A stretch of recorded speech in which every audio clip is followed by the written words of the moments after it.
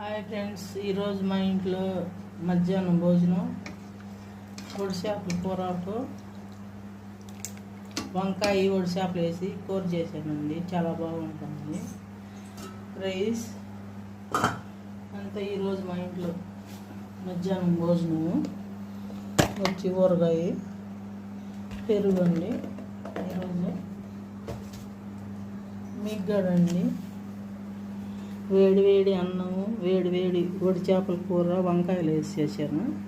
చాలా బాగుందండి. మీకు కూడా రాండి తిందరు. గట్టి చేపలు చాలా బాగుంటాయి.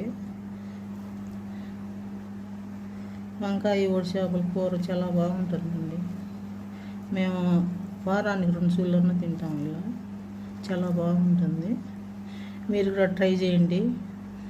ఇలాంటి చేపలు గట్టిగా చాలా బాగుంటాయండి. మీకు కూడా రండి.